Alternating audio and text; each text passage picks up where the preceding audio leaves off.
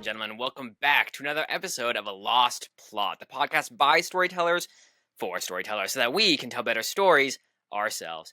As always, I'm your host, Maverick, and today we have back with us our two favorite co-hosts, well, and only co-host, but our favorite co-host, Andrew and Avalon, to review the latest Marvel Cinematic Universe release, Fantastic Four First Steps. This is a film the story was by Eric Pearson, Jeff Kaplan, Ian Springer, and Kat Wood, and the screenplay was by the same, excluding Kat Wood and including Josh Friedman.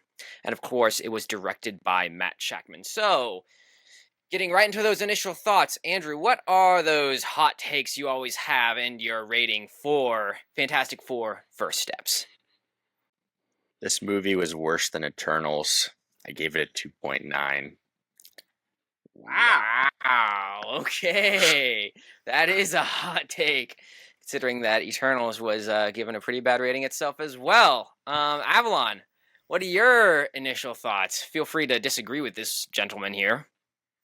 In a perfect world, in the early 2000s, when Marvel Studios first started making movies and started planning things out, if they had owned all the properties, all the rights, didn't sell any of them off, we all know that the first movie they would have made was Fantastic Four. Because, as anyone who knows the comics knows, Fantastic Four is almost like the bedrock of a lot of other comics and characters. Like, there's so much interactions heavily based on the Fantastic Four. They're almost essential to the Marvel cosmos in a way. So, when I watched this movie, it felt like Marvel was playing catch-up, where they were, trying to make it look cover a whole lot of ground in a short amount of time, and trying to establish so much within the time frame they had.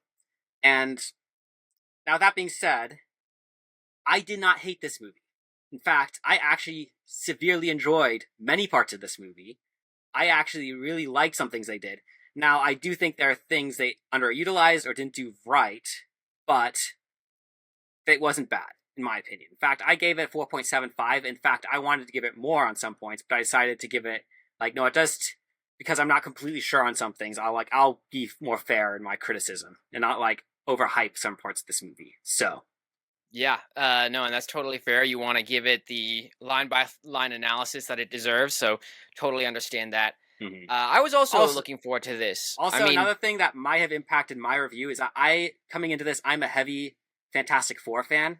Of all the comics I've read, Fantastic Four is one of the main ones for me. So I understood a lot going into this movie that some people, perhaps the casual viewer, would not have known. So. Sure, and I definitely could tell that when they brought in Franklin and stuff like that. That was definitely a character I'm not familiar with at all, but I knew MCU fans would know who this character was and be excited to see them on screen, at least very likely. For myself, I was looking forward to it. It's one of those originals, and there was a reason to look forward to a film like this. I saw a lot of people hyping it up online, and so I was ready to go to war on this podcast because I too severely thought there was so much lacking in this film, and I was ready to throw hands. So I accidentally said a few things in the theater because I was pissed off. But keeping those to myself as much as possible until today. So that's what you're gonna get. I gave it a 3.8, and we'll talk about why we think that's the case, why I think people liked this film when it really doesn't deserve it, and more. So if you're interested, stay tuned. But in the meantime, if you're not familiar with Fantastic Four First Steps, Avalon, can you give the audience a summary of what the Fantastic Four is all about? So the Fantastic Four movie more or less uses a montage to more or less establish the origins of Fantastic Four. It doesn't dwell too heavily on their origins. I mean, it explains it really quickly, and gives you the basis. And then it, skips ahead a few years, giving us an idea of, everything the Fantastic Four did in, a 4-year time frame. From their beginnings as a family and team to the present, where the public knows who they are. They've saved the city countless times. And, they're beloved by everyone, and yada, yada, yada. And then, one night, when it seems like crime is at its lowest, everything seems to be fine for everyone, Silver Surfer comes up and announces to the world that their planet has been destined for destruction and death, and that they must use their final days accordingly, just to give this as a warning. And so the Fantastic Four set out to stop this threat before Earth is destroyed. That's essentially what it is. And also, at the same time, Sue Storm is pregnant, and Reed Richards has to deal with the idea of being a father and the implications of all that. So, yeah, absolutely. So that's what it's all about. If you are concerned about spoilers, you're going to want to stop right now, go and watch the film, and come back and listen to this review, because otherwise we're going to plow right ahead. There's going to be spoilers, as there always are, so we're going to get right back into it, starting with that opening scene. So, Andrew, in regards to Fantastic Four, the first steps, can you give us what your thoughts are on this opening scene, where they have that introduction, they tell you about these characters, they introduce them as the saviors of the universe, there's basically no war going on, all the countries have laid down their arms in lieu of these protectors, and then cue the entrance of, oh, Sue Storm is pregnant. What are your thoughts? Of all the parts of the movie, the opener didn't bother me. I wasn't wowed by it, but it was like, okay, they're of course going to have this montage in here to catch everyone up, because they have to if they want to get the Fantastic Four to the point where they can actually join up in Avengers Doomboy Day, which is happening in like a year from now. Yep. Absolutely. Avalon, you have any additional thoughts on that opening scene? Usually, superhero films start off pretty strong. Do you agree with that? I mean, it depends on the superhero film, really. But in this particular case, I liked the opening of this one. I mean, I appreciated this one more than the last movie we reviewed live, which was Superman, because I do not appreciate the wall of text the way they handled it in Superman. I felt like that was lazy and dumb. This I preferred, because we actually get a glimpse of, like, or kind of shown what they did and shown the events that led up to the present day. So I actually like this opener much better than some other than this. Like, I don't know. I liked it because it like gives us a lot of information. It gives us the basis for the events of the film. Like, it gives us the bedrock for which we can start the story. Sure, definitely. One of the things I noticed in this opening scene, which was different from a lot of the Marvel openers, is that a lot of the recent Marvel films have made indications, at least, of the existence of other superheroes. This one does not do that. Why do you guys think that is? It's its own separate universe.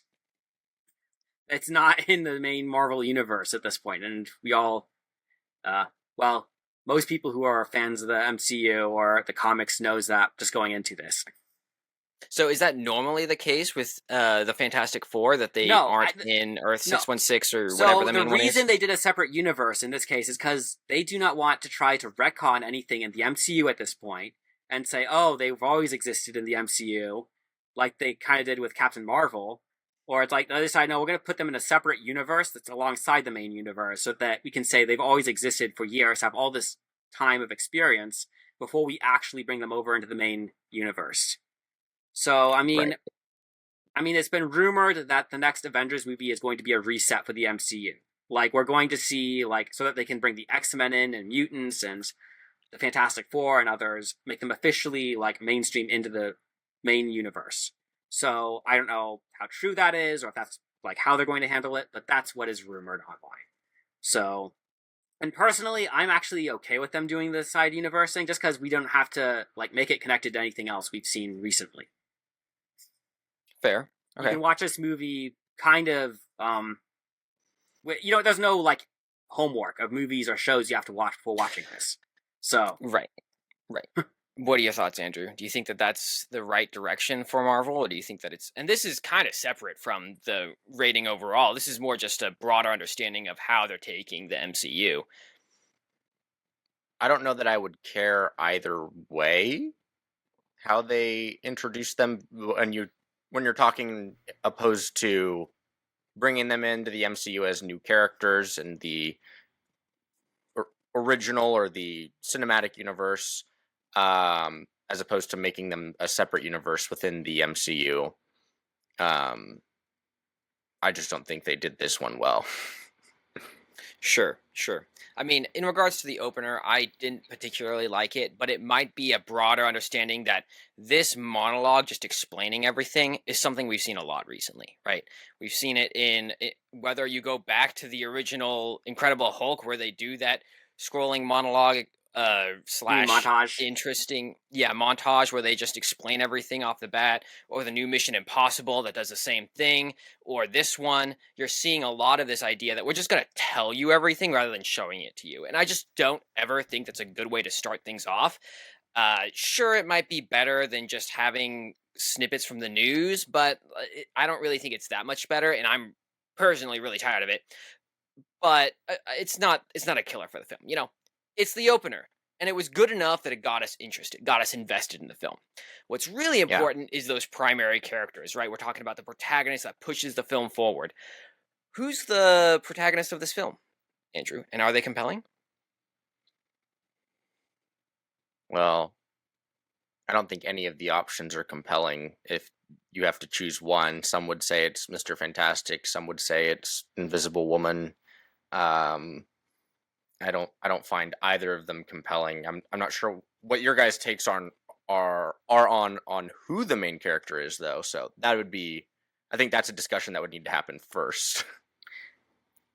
In my opinion, the whole Fantastic Four is the main cast, like the main characters. It's supposed to focus on all of them in a sort of a broad general focus. And it Mhm. kind of tries to give them each their own like struggles, their own snippets. But I mean, it does heavily lean towards Reed Richards and Sue Storm, and perhaps a little bit more towards Johnny Storm as well. I would say Ben Grimm of the four has the least like focus as far as a main character. So he's Sure. present and he definitely has an impact, but he's just not as like a key in the main. Like he straddles that line between main character and side character, in my opinion. Yeah. Well, and I think that the reason you can make the case pretty strongly that all of them are supposed to be main characters is for two reasons. One, just the amount of screen time each one gets is roughly the same. You're not getting inordinate amount of attention given to any particular one of them. So the idea that you focused on one particularly is rather difficult. You're not getting a Star Lord Guardians of the Galaxy esque situation here where sure it's the team, but Star Lord's clearly the protagonist of this film. He's the main character, yada yada. In this case, they're trying to develop each one equally. And I would probably side with Andrew on this one. That's one of the reasons this film falls a little flat on its face. The other reason that I think that this film is all of them all together is because of the theme they're trying to go for. And it might be a little premature to talk about themes, but I think in this case it's appropriate. The themes that I saw in this film had to do with this idea of like family and sticking together and caring for one another. Some basic like homebody friendly esque themes that maybe they don't do. They actually no, they do it a ton in Marvel, but not in this way, right? Where it's an actual group of people that are related or have lived together all their lives and really do have that familial bond where they're eating dinner together all the time and stuff like that. So that was kind of what we're going for. And I thought that was interesting because that's one of these critiques that I see a lot of people give online, this idea that these new films don't go back to old established values and themes, and that's something we really want. Whether you go to the great battle between good and evil in Lord of the Rings, or like just something that has more of this basic familial bond and sacrifice and whatnot that goes on with the family here. There's this idea that maybe they're trying to go back to their roots with a theme like this. I don't think that that's the solution. I think that once again, whether or not you're going to basic family values or the basic struggle of good and evil or this overwhelming force that Galactus is against the little guy, right? A David and Goliath type theme, regardless, the story has to come first. And if the story doesn't come first, whatever theme you're trying to tell us, whatever message you're trying to give is going to fall on its face. And in this case, I think it definitely does that to a very strong degree. But that's more prevalent as the story progresses. So, with that being said, if you guys want to push back, feel free. Otherwise, let's go into those characters piece by piece. I mean, I don't disagree necessarily on some of those points. I mean, as far as the movie is about family and just the bonds that bind people together and how they people rely on each other in hard situations. I think that is perhaps the main theme of the story. I don't think, um, but that's just generally, I would say that's the theme of the Fantastic Four in general, not necessarily, like necessarily the whole theme of the movie. I mean, it is the theme of the movie itself, but it's like I would say that was probably drawn specifically out of the Fantastic Four comics itself. Like that is the general theme of who they are. So Sure. No, and that makes sense, right? There's some themes that just inherently go with characters. Cue both of the reviews we did with Superman and Man of Steel. You're seeing the same themes there, partially because Superman inherently has the struggles around power and responsibility and what it means to hold those and be this super powerful force. What are you supposed to do with that? How are you acting responsibly in the world, right? So it makes sense that the Fantastic Four would have a theme about family when that's fundamental to who they are as characters. The question is, do they do that well? And that's what we're going to answer. So let's start off with I think who would normally be considered the primary protagonist of the Fantastic Four, which is Reed Richards, Mr. Fantastic, the man himself. What are your guys' thoughts on this guy? Andrew, if you want to start, go ahead. I really didn't like Mr. Fantastic in this movie. That's because you don't like Pedro Pascal. That's not true. I like Pedro Pascal in Game of Thrones. He's a great character in that show. Yeah, I think he does decent as the Mandalorian in the first 2 seasons. I don't like the choice of Pedro Pascal as Mr. Fantastic, though. I was uncertain about it going into the movie, but I was willing to see how it played out. I really don't like the portrayal that he gives of Mr. Fantastic. I don't think his character changes or develops throughout the movie at all. I don't think he portrays the themes and ideas or even the character of Mr. Fantastic well, on top of not even looking like him.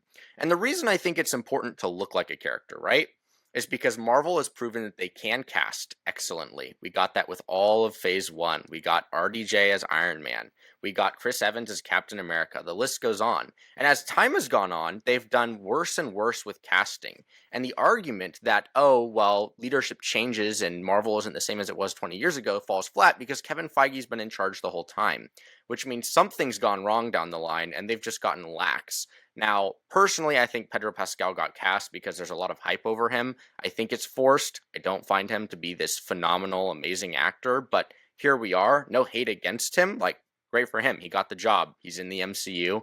Gives him more press. He's making lots of money. I just don't think he does the part of Mr. Fantastic well at all. Okay. I'm just going to say, you and I come completely different sides on this, because I came into this movie expecting to hate Pedro Pascal's portrayal of Reed Richards, and he actually took on the role pretty well, because Reed Richards is not a hugely emotional character in the comics, except when he's really, really stressed. And he's like it's very nuanced in how he portrays his feelings and how he like comes across. And I think Pedro Pascal did an actually decent job portraying some of those things in this movie, which I was not expecting. So I actually was happy with his portrayal. I think he actually did a decent job portraying the scientist who's also struggling to be a father and be a good husband and leader for his team and family. So sure, just going off of that, there's this idea that I mean, I like Pedro Pascal, right? Generally, as an actor, I think he does a good job portraying what he's given pretty well. I would argue that the issue comes more fundamentally to what you were saying is the issue of his character in this film, is that he lacks some level of development as a character. But maybe to push back on that, you see him in his over-analytical state in this film. He's freaked out about the baby. He's freaked out about making sure he's a good father. He's also freaked out about this imminent threat known as Galactus. And his wife is pushing back and it's causing conflict between them. You don't think that he grows at all in the middle of that struggle, Andrew? No, he's still overly analytical. He just isn't given the direct opportunity to sit in front of a whiteboard and draw different math equations at the end of the film. He's standing over his dead wife who isn't dead anymore. Spoilers. And that's that. As for the portrayal of him being non-emotional, I actually thought he was too emotional in this film. That was my biggest issue with his portrayal. I think there were so many scenes where it was like he was getting so stressed out and like just like ready to just buckle under the pressure of the world. And the Reed Richards that I know from the comics and the Reed Richards that I think ought to be portrayed as one who is visibly not bothered by a lot of things. Um, and so it was in my mind, this Reed Richards was similar to the Superman that we reviewed recently, where he was getting beat the entire movie, and we never got to see Reed Richards actually succeed. And so it's like, okay, I can appreciate a superhero losing and not being all powerful, but also it's not interesting if every time he's losing, and yet at the same time, I have no fear of the heroes actually losing in this movie. Sure. We'll get to that, I think, as we get to Galactus. But definitely, I think I see where you're going with that. Let's get to the other characters before we develop that too much, though, because it will all be interrelated. So, what are your guys' thoughts on Sue Storm? Alan, if you want to go first on this one, feel free. I'll admit, Sue Storm's probably the only character of the Fantastic Four I didn't have a whole lot of love for the character in this movie, but that's because I feel like she played her character a little stronger than she actually is in the comics. Now, she does take on, I mean, not that she isn't a strong character in the comics, she is, but she's, there's definitely I mean, and I'm trying to wrestle in my head, like, how much was too much and how much is too little with her character. Because they're definitely trying to come across that she's the maternal figure in the family. Like, she's, like, taking care of everyone. She's helping to, she in some ways balances Reed Richards out. Like, she takes care of the things that he leaves behind, and like they kind of create a dynamic where they're helping each other out. They tried to show that. I would say that in some ways they succeeded. I guess I'm just not a huge. In some cases, I guess in this case, I just didn't like Vanessa Kirby as much as Sue Storm. That maybe Okay. just what it comes down to. So. Sure. So more of the actress per se and how she portrayed her. Interesting. Andrew, do you have pushback? Do you have a response, or do you just want to talk about Vanessa Kirby in general? So I waited till we talked about Invisible Woman because I think a lot of my problems with Mr. Fantastic are also problems with her. When you take into account when the Fantastic Four was created, the nuclear family is one that is very, very much at the forefront of the populace. Mr. Fantastic is created to be the epitome of masculinity. He is the protector, he is smart, he doesn't waver under pressure, yet he is also not the most emotional being, which means Invisible Woman, or Sue Storm, is meant to balance him out. That is who her character is. But she's also not the powerful protector, she is the supportive role. And so you have these roles of femininity and masculinity, and this whole movie is about the idea of family. But the problem that you have with the two characters is that Mr. Fantastic gets emasculated, and Invisible Woman becomes more masculine in her characteristics. And you have all of these scenes where she like takes charge, and then you have this weird like speech she gives to the entire world about how we're gonna win because we're a family. That absolutely pissed me off. I don't know what it accomplished. It like shut up the crowd outside of their house, but no, they didn't beat it because they were a family. Because guess what? All of their little portals got blown up anyways, and they used the one that existed before they built them to begin with. So it accomplished nothing. It was simply there for her to have her I am woman moment, which just felt so forced. Almost like the she's not alone moment in Endgame when all the different female superheroes fought together. Not as on the nose, but still, it was getting there. So I didn't really like her character all that much. I didn't find her that compelling. Her arc doesn't change either. So I also don't think Vanessa Kirby was a great casting choice for Invisible Woman. So yet again, I think this movie fails when it comes to casting. Sure, and I think that where you're going with this is actually something that one of our audiences is asking, where James is asking if he hasn't seen the movie yet, but do they give enough time for some of the characters to have character arcs, or do their changes feel rushed for the runtime, right? This goes back to each of the characters having a allocated amount of time in the film, right? And because of that, no specific character, I think, has enough development to actually have a compelling plot line individually or together in this entire film. And you see that most clearly with Sue Storm, because if anyone's supposed to be really struggling in this film, it's supposed to be her. She just had this kid, and there's a concern that this kid is going to die, or she's going to have to give up her only child for the sake of staving off Galactus and saving her planet, right? And that goes back to that monologue that you were just talking about, where she has her go girl boss power moment, and she has that monologue, and that also pissed me off a ton as well. And I wrote it down because I was thinking about it over and over again. And she goes, "I'm not going to give up my son for the world, but I'm not going to give the world up for my son." And I'm like, what does that even mean? Like, that doesn't make sense. This is an either or situation, and you're just saying, "Nope, I'm not going to give up any." Why? Because I'm so powerful. Turns out you're not, because Galactus goes hard and doesn't care one whit about you guys. But like, this idea that you can marry those two dichotomies in one way, one, doesn't really make sense.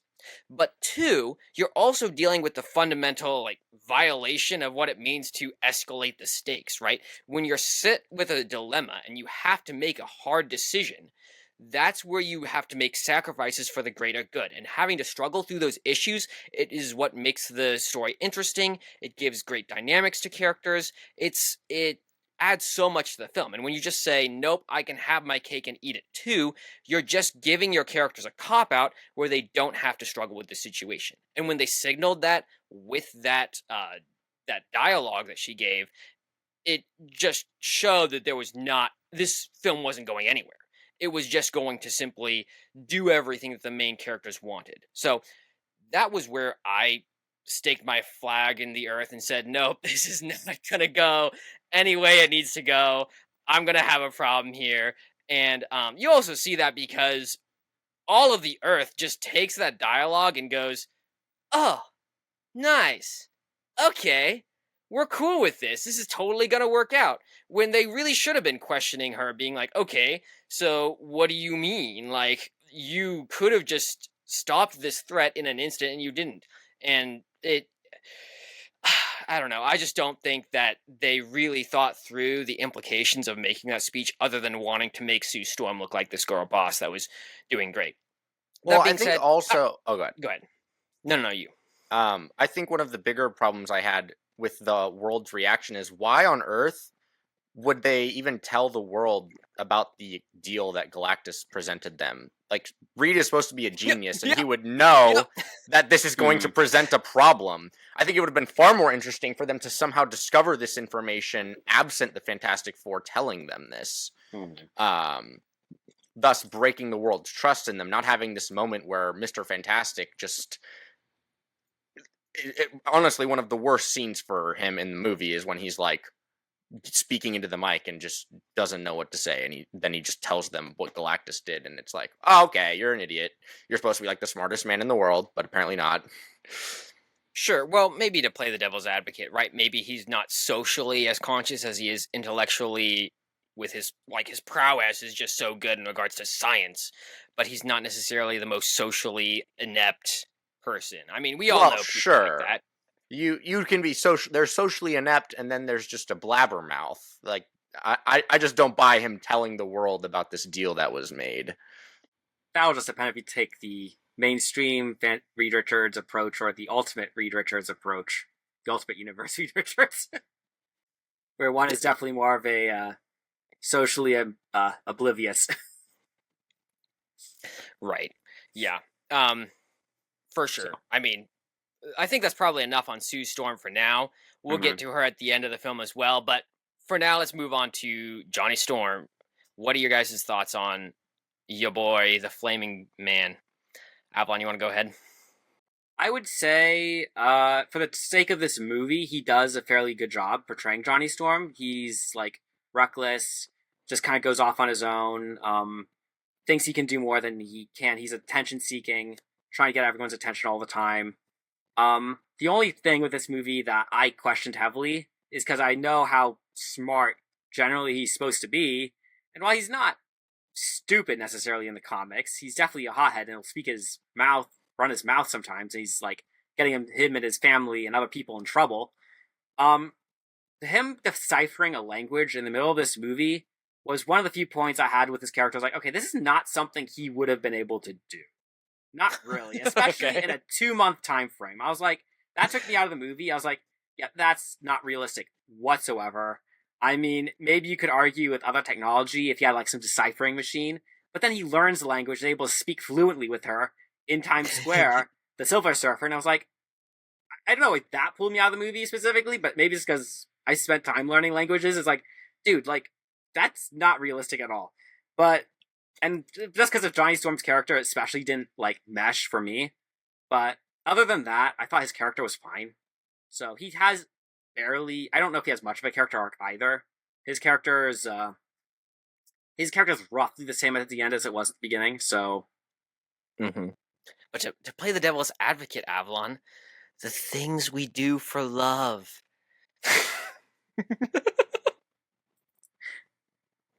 Shut up. Hi, Andrew, what are your thoughts? I think Human Torch works for this version of the Fantastic Four. I don't like this version of the Human Torch. I will admit. He is so toned down from the Human Torch that we get in the comic books. Now you could argue, sure, he probably has had some character arc at this point, being the Human Torch for so long, but at the same time, he's pretty consistently very arrogant, very misogynistic, very much like borderline, if not just a womanizer. And his arc is meant to be similar to that of almost Tony Stark's, where he kind of goes through this development and becomes more sacrificial. I don't have nearly as many complaints about him as the first two characters we spoke of, and I have even less complaints about the Thing. But yeah, I didn't buy the language thing. From my understanding, it was one night. By the way, I didn't know it was 2 months. So I mean, even the 2 months feels rushed for him deciphering a language on his own when all he has is one phrase, and then using that one phrase to learn how to speak fluently. Like I could maybe buy Reed Richards doing that and making some algorithm for it, and he's a super genius. But Human Torch is not known for his brain, so another part of Yeah. the plot that just felt contrived. Yeah, I mean, I think at the end of the day, he was supposed to be the James Gunn comedic relief, if you will. And that was his whole dynamic, where he's not really the womanizer that we've seen in previous versions or iterations of him or from the comics, as you guys have been explaining. But he's still got that, heartthrob that he wants a woman, and so he's going for the metal woman that comes flying down, which draws other concerns. But besides that, the idea that he's really adding a ton to the film, except for that scene where he deciphers everything, which, as you guys said, has questions. But besides that, he's overall doesn't do a ton. He's more treated like the little brother that everyone ignores, and then he does the one good thing, and everyone goes, "Great, good job," and then they ignore him again for the rest of the film. He's just their side piece that they use when it's convenient to do so. So I didn't particularly think he was an amazing addition, which is interesting because, once again, talking about the actors, I didn't think he was a bad actor. I don't think most of these actors, or if any of these actors, did a bad job per se. I think the characters they were given and the dialogue they were given and the story they were representing was just not good. And as a result, you had A-list actors doing a B-list job because of the script they were given. And that's what you get. So I don't have anything else to say about him. My thoughts on the Thing are pretty basic as well. Sounds like Andrew's are pretty similar. Avalon, you have anything to add on the Thing? I mean, he's just given barely he's given just some character development as this down to earth, like, kind of guy who grew up on the street, who are in the rough part of town kind of thing. Like, you get the idea that he's a man of the, like, sort of a man of the streets, but he's also a pilot. He is somewhat smart, even if he is, like, a little hard headed, literally. Yeah. But it's, so, I mean, there's not much else to say. He doesn't have a character arc either. He's the same at the beginning as he is at the end. And I would only add that I would say he and Johnny Storm are comedic relief because they were playing off the whole idea that there's this almost sibling rivalry from the comics between the Thing and Johnny Storm, where they're always getting on each other's nerves and always doing things to annoy each other. And I think they did that fairly well in the movie. Like, they showed, like, them constantly, like, doing whatever to each other. So, I just say I love that part of the movie. So, Yeah. Well, and I was thinking about this. I haven't seen the original Fantastic Four in a minute, right? But I recalled the Thing from the original Fantastic Four has a very real struggle about this creature that he's turned into, where he sees himself as a monster and really has to struggle with, how am I going to be loved or cared for by the people around me when I look like this monster and machine that's just walking around the earth? And I don't remember how well that plot was, and I haven't seen it in years, so I can't say that that plot specifically was good, but that's a much better baseline to go from for the Thing than what you have here, where he goes, I'm a rock, great, I'm gonna hang out with my family and be emotional support for my best friend Reed Richards, haha. And then he just stands around and doesn't want to say it's clobbering time. So I don't know why. If you guys have anything else to add, feel free. Otherwise, let's move on to the villains of this film. I'm good. Ready? Galactus it is. All right. What are your thoughts on Galactus, Andrew? I think he is the best looking Galactus we've ever gotten, which isn't saying much because last time we got a cloud. In all seriousness, though, I think he does look great, right? I think thematically he is very imposing. I think the tension that's built around him in the film is undone by Sue Storm's speech. And all of that just kind of goes away. And then you have the scene where they like summon him to Earth and they have a fight. But at no point in the film do I ever feel like Galactus is truly a threat. Interesting. Avalon, you have any pushback on that? Any thoughts? And two of you in the chat, we will get to you in a minute. But yes, definitely we're seeing what you guys are asking, and they're great questions. I think the problem isn't so much the character development. I don't think so much is Galactus himself. I think they just didn't give enough time for his character development. Because he would say things in the movie, and as a comic fan that I am, I instantly understood what they were saying. And it was almost like they wrote Galactus for people who knew who he was from the comics, and has read him extensively. It was like, okay, I see what he's saying, I know what he's thinking and doing here. And so, like, there's a lot of things with this character I think they did well. I personally really liked how they portrayed him. I think the problem is they should have given him a little bit more development, perhaps. But the same could be said even more so for Silver Surfer. I think her character was left absolutely out of the character development process with only, like, 2-3 scenes. And so, like, the biggest flaw with this movie, in my opinion, is Silver Surfer. Because, like, they just completely skipped over her character. Like, gave her, like, several scenes that expected the audience to connect the dots. And I was like, okay. As a Fantastic Four fan, I did not appreciate that. But... yeah, and we'll get to her in a second, for sure. Regarding what Andrew said about Galactus, I actually think Galactus, they did a good job showing Galactus as this insurmountable threat. They show him destroying a planet. Like, the first time we actually go to where he's at, he just destroyed a planet from existence. And they showed beforehand, like, glimpses, like, hints that he destroyed other planets. They come before him, they try to make this deal, and he essentially tries to capture them. They have to retreat, they have to run away from him. It's almost like it's not really like a victory on their side. They have to escape. Like, they're not, like, they didn't win in what they were trying to do. And then after that, like, everything the Fantastic Four try to do to counter him, they're constantly being thwarted by Galactus and Silver Surfer up till the key moment that I'm sure we're going to all have conniptions about later. Yeah, so I would say, as far as an insurmountable threat, I think he was an insurmountable threat. If you're paying attention, he's not, like, they're not winning against him. I actually wasn't sure if he was going to, like, they're going to win or not, because, to be perfectly honest, this is an alternate timeline. I was like, well, I guess it's possible. It could end this movie when they destroy the planet. Fantastic Four just drifting in space until Avengers Doomsday, when they end up on the mainstream MCU. Like, I thought that was a possibility here. So I was like, oh, that was where my mind was at. So I was fully convinced that he could destroy the planet if he wanted to, and, like, he almost did. So, Yeah. I'm Well, sorry, I got carried away when what I was saying. Did we discuss Franklin Richards and his desire to get Franklin Richards or not? no, but that's perfectly legitimate here for sure. Okay. No, We didn't really because discuss him as a character because he's just a baby and he's yeah. more of a tool, if you will, in the So storyline because he doesn't. Well, okay, he does do something, but we'll get to that. But yeah. he doesn't do a ton, and he's more of a tool that Galactus and the Mm, Fantastic Four are mm. bartering, if you will. But continue what your I mean, thoughts are. if I was to say anything, my big problem with Galactus in this movie is in regards to Franklin Richards.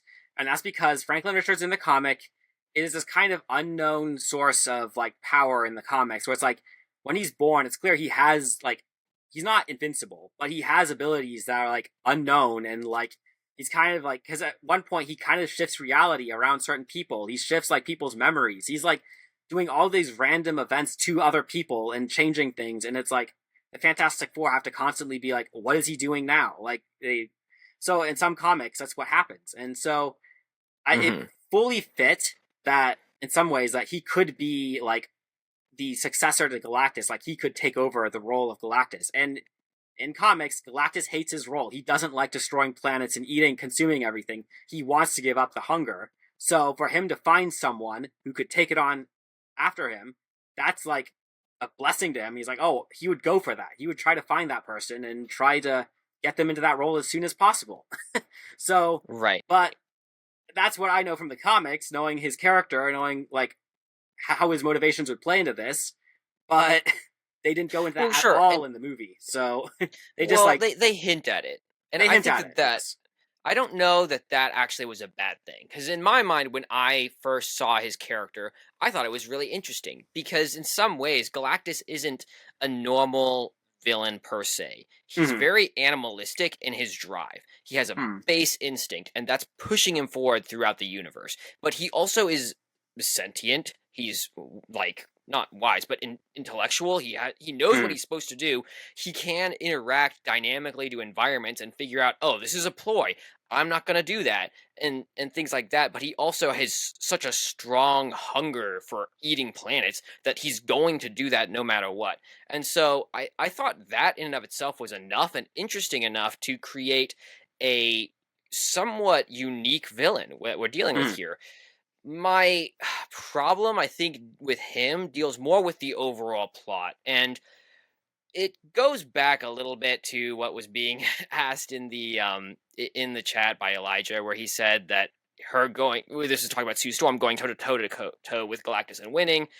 Like really? Question mark. And that's one of the questions of this film is you see Galactus is just this overwhelming force, right? He will do whatever he needs to, and everyone else he refers to as bugs. They're bugs. Mm. And there's a reason for that because he is so powerful, they can't do anything against him. And so this idea that this overwhelming force meets these characters, why wasn't that compelling?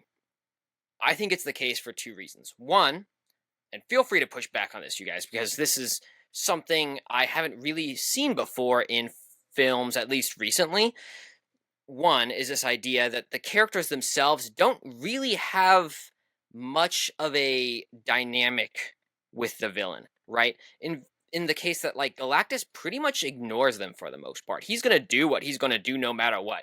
He says, "Give me your son." No, okay, then I'm just gonna go to your planet like I was already doing, and etc. etc. They try to stop him with Reed Richards and his thing, and you have the thing and his thing, and the Human Torch and his thing, and I guess Sue Storm to some degree pushes back, which, as Elijah was questioning, might be questionable. I don't know how powerful Sue Storm is, so I'm not going to reference that specifically. You guys can take that. But they basically can't do anything against him. They're trying to trick him to go into this little portal and send him away to another universe so that they don't have to deal with him anymore. That's their scenario. And so, in all honesty, Galactus is just ignoring them for the most part of the film. And so you don't really have much of a give and take or a whether it's a cat and mouse game or it's power versus power or whatever type of dynamic you want to do with here. It's pretty much just I'm ignoring you and doing my thing, and they're doing nothing to him.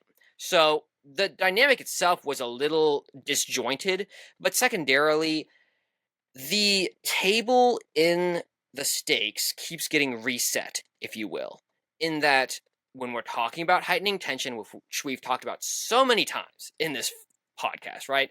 Cue any number of reviews that we've done.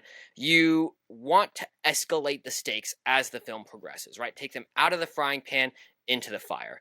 And what you see consistently in this film is they just keep going back to the same square where they're in the same scenario. Oh, we're a family, we don't have a solution. Oh, we're a family, we don't have a solution. And you don't get the impression that things are progressing for better or for worse, really, for most of the film until you get to the end and they almost die.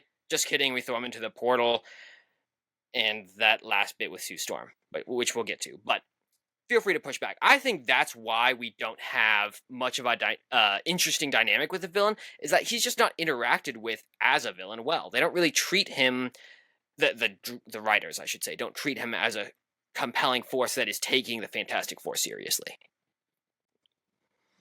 I mean, the fight scene in the theaters when I watched it was so bad that I found myself drifting off once or twice. Oh my gosh. I didn't like it. I honestly found Silver Surfer more compelling in terms of a threat than Galactus, because Silver Surfer actually threatened the Fantastic Four in multiple instances when she was chasing them, when she was actually fighting them. Whereas Galactus was just this big immovable force that they were able to just run away from. And so it's like, I didn't find Galactus in terms of like physically interacting with them and just interacting in a narrative sense. He just didn't interact with them until the very end of the film, and then they just shove him through a portal.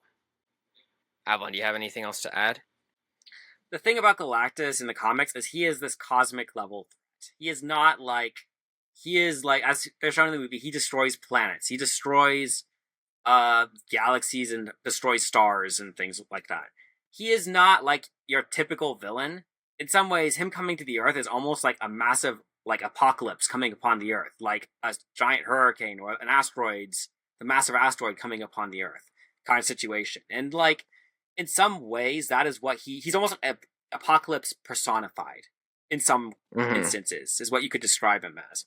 And the reality is he is an arrogant character in the comics. He is like, he doesn't really like, he sees humanity as beneath him. And even when the comics, when he first comes to Earth, he ignores the Fantastic Four for a good section of the story. Like, he doesn't really care that much about what they're doing because he just sends the Silver Surfer to go deal with them. And he's just like, he's doing his thing, doing his job to satiate his own hunger.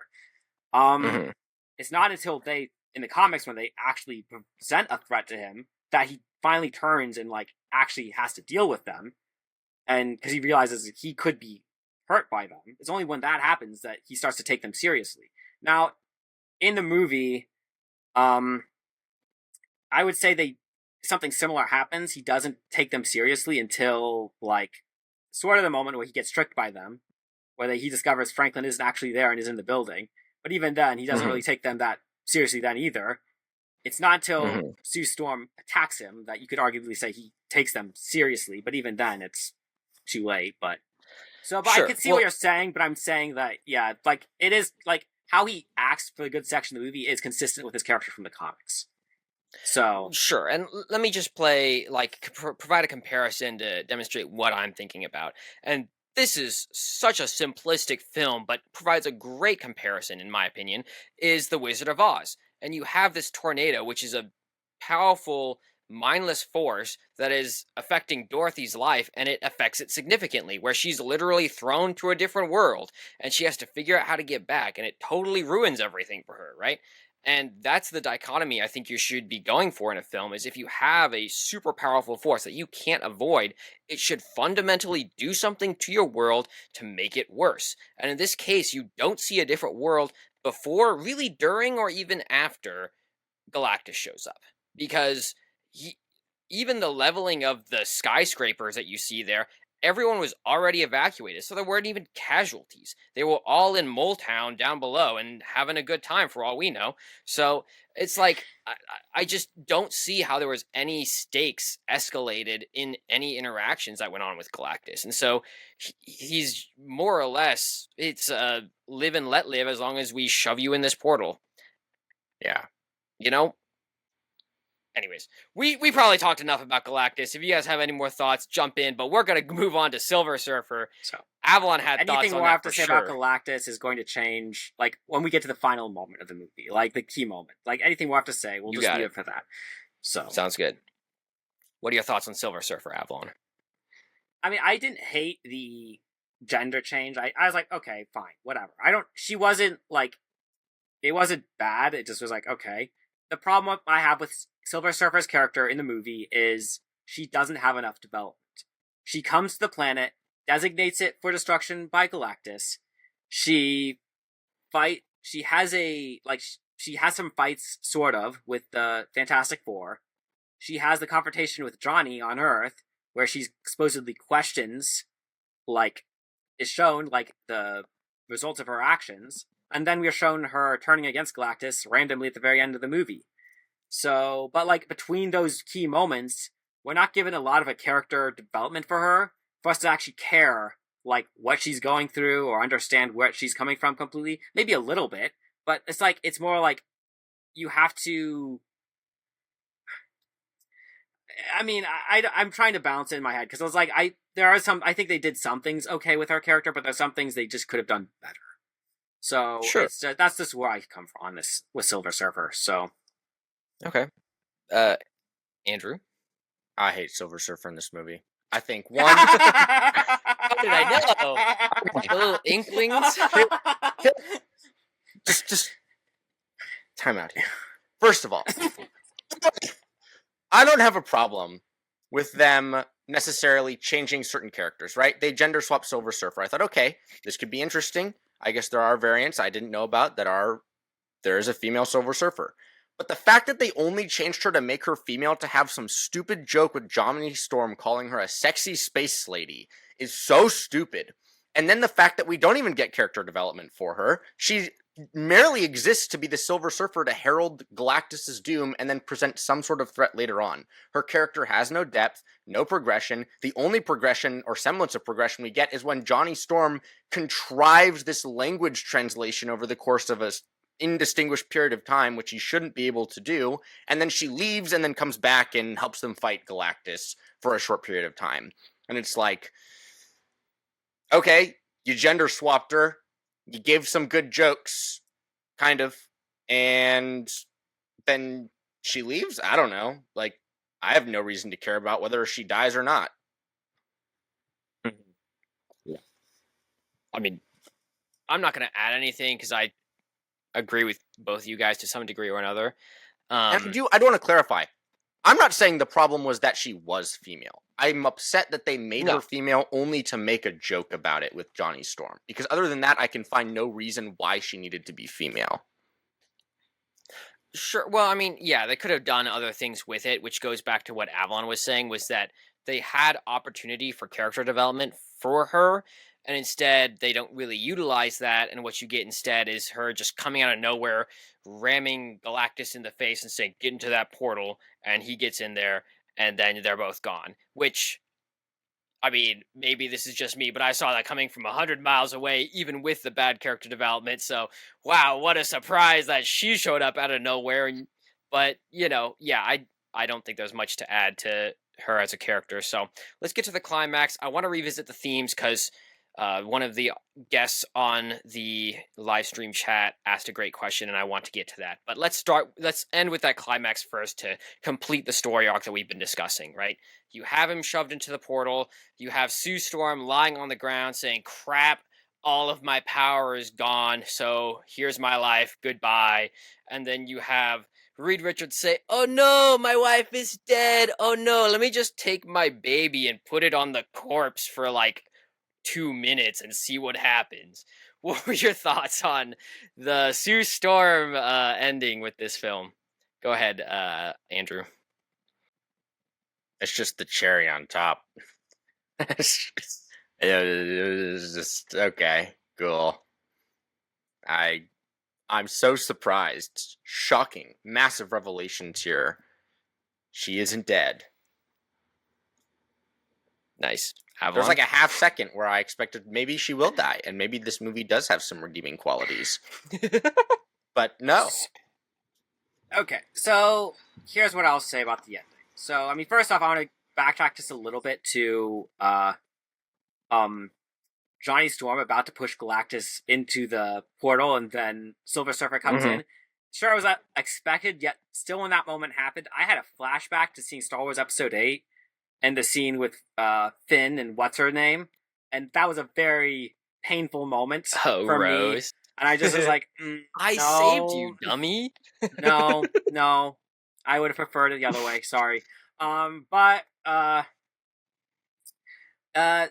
far as the now, I will say Sue Storm, regardless of how you see this movie, Sue Storm actually, what this ending showed us, Sue Storm actually did die.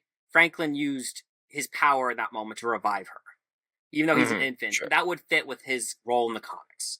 Now, is it still kind of a Deus Ex Machina to bring Sue Storm back to life? Yes, it is. That's you can't get around that. It's like, okay, you just use this to bring her back to life to negate what she did. Now, I do think her dying to push Galactus out and through the portal, it could be enough of a payoff where it's like, okay, she suffered and died to push the threat out. I mean, she technically doesn't have that level of power in the comics. The fact that she died to do it, that could be a conceivable argument to say, okay, well, maybe she, she's maybe not normally that powerful, but if she, uses her all, maybe she did, but then it kills her in the process. Maybe. That's the only argument that's the only thing about the ending that kind of, saved it for me a little bit. I was like, okay, well, she did technically die. But I'm not sure I like how she's brought back immediately with Franklin Richards. It's like, okay. I mean, the only way with her being brought back by Franklin Richards at the end, having any, with me being okay with that, is if it has a future consequence for later movies where it's like a negative consequence later on. So, I could see that happening because of Franklin's character. That could happen. But that's to be sure. And that's right. And depending on future movies. So yeah. And I think that you hit the nail on the head where you cheapen the sacrifice if you undo the sacrifice immediately, right? And that was the thing. Watching this, I was like, there's no way Disney's actually going to sacrifice a character? That's crazy. And then the little baby gets plopped down on her, and I went, nah, yeah, that's a joke. Of course they're not.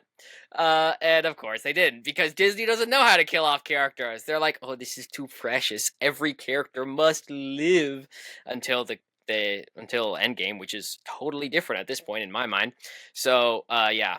Also, I do want to call out this this last comment by Vegas Disney RTV.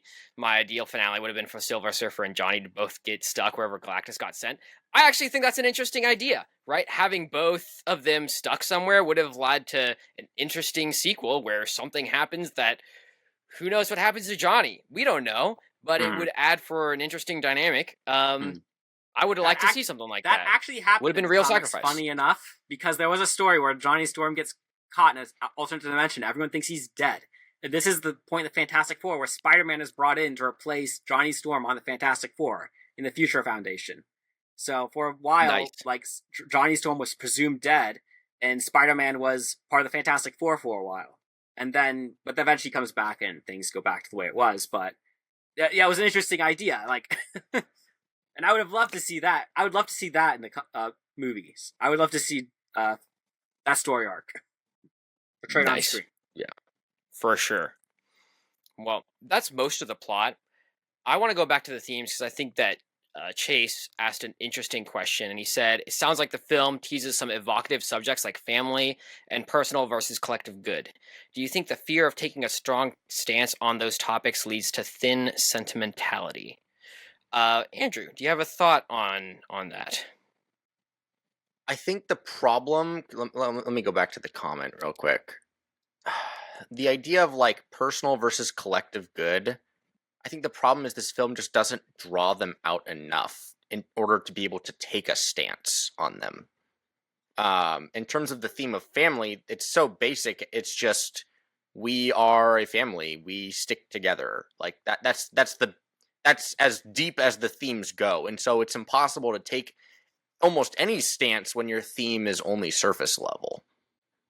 Sure. And yeah, I guess the question is strong versus weak stance. You're making the argument that it's a weak stance that they're making because it's not developed.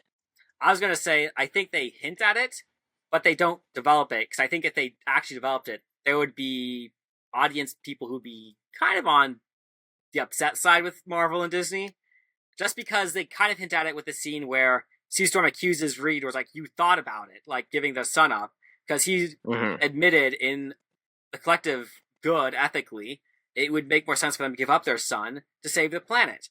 And like, he actually, the fact that he even mentions it means he has thought about it. And in the comics, like, yes, he does think about what is the collective good over the like individual good, or like personal good, or like there is like some nuance like to his character, like he does like think in those categories because he's a scientist. Like, well, I mean, I think also, but yeah, if they'd pursued that line of thinking and like shown that to its logical conclusion, that would have probably been people who were either didn't like the ending, or would have been like, the movie would not have had the feel good happy ending people want to see in our Marvel superhero film. I think also, right, Sue Storm's speech undermines the idea of personal versus collective good, and Maverick talked about having your cake and eating it too. She's saying, we get to have both. We don't have to ask this question at all. And so they present the idea, it gets to surface level, and then she just wipes it off the board entirely. And so this theme of personal versus collective good, it almost is non-existent after that, if it just is non-existent after that point. Well, and the other thing too is that this whole idea of the difference between, say, creating a strong theme, because I would argue, sure, family is a strong theme in this film. It's because the themes are a big part of how they portray this film.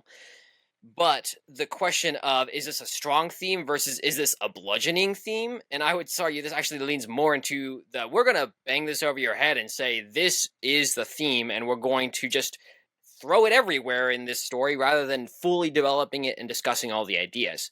Great comparison or contrast to this would be Fyodor Dostoevsky's Crime and Punishment. One of my favorite thematic stories is that for a reason, because they don't just take the themes, but they strong arm the opposing side, right? And they have the person who's trying to capture our protagonist in that film or in that book and make it a very compelling case for why the other side might actually be right. And you have to struggle through both sides and fully develop all aspects of it and then come to the conclusion. And when you do that, I think then you have a very rewarding message at the end that you say, yes, this is the right answer. This is the right solution to where we're coming to today. But when you simply present a theme and say, well, clearly this is the right theme, this is what we should believe in no matter what, accept this, audience, and then move on with your life, then you haven't really provided a ironclad argument in your story for the case you're trying to make. So I think that it wasn't that they didn't have a strong theme here, it's just that they didn't really develop it in a way that was compelling for us as audience to then really get behind the idea that family is important and you need to support that no matter what. Or even, yeah, exactly, answer the question, because they do have their cake and eat it too. The personal versus the collective, we don't know, because they get both. Yeah, I think also, like, in terms of films that do this well, the Dark Knight trilogy does it well when they're interrogating themes and presenting both sides of the argument. But yeah, this film just didn't do that at all. Yeah, exactly. So let's talk about the lasting impact of this film. Obviously, it is showing Doctor Doom at the end. Do you think this film is going to have a lasting impact? Obviously, in the MCU, will it have one in our minds as audiences? Will it be remembered going forward? What are your thoughts, Avalon? So, I mean, I know I've been promoting a lot of arguments like pro this movie, pro this, for a good section of this movie. Sure. I just want to make it clear that I do not think this movie was a great movie. But I don't think it was a bad movie either.